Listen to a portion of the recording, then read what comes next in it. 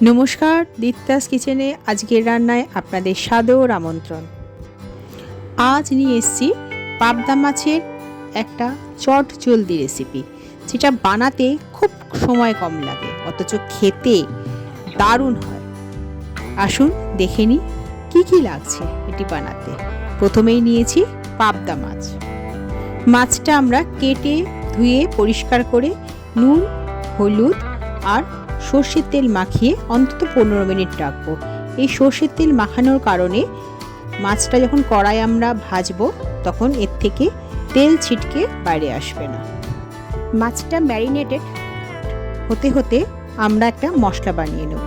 প্রথমেই নেব 3 চামচ কালো সর্ষে আর 2 চামচ সাদা সর্ষে, 1 বড় চামচ পোস্ত।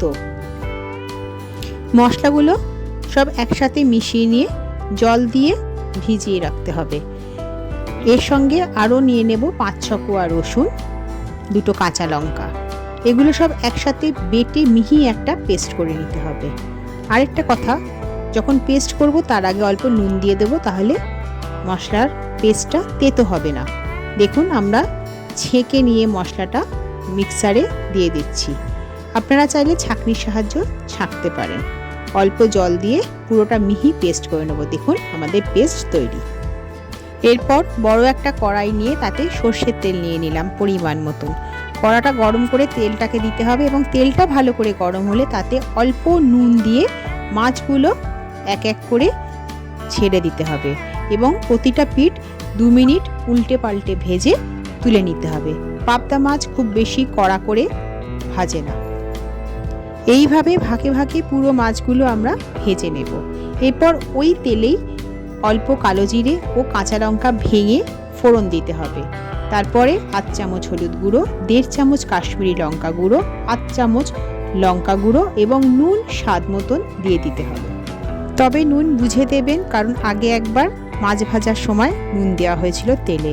এরপর মশলাগুলো অল্প নেড়ে চেড়ে জল দিয়ে দিতে হবে। ঝোল যেই ফুটতে শুরু করবে তখন আমাদের বেটে রাখা মশলাটা এর সঙ্গে মিশিয়ে দিতে হবে।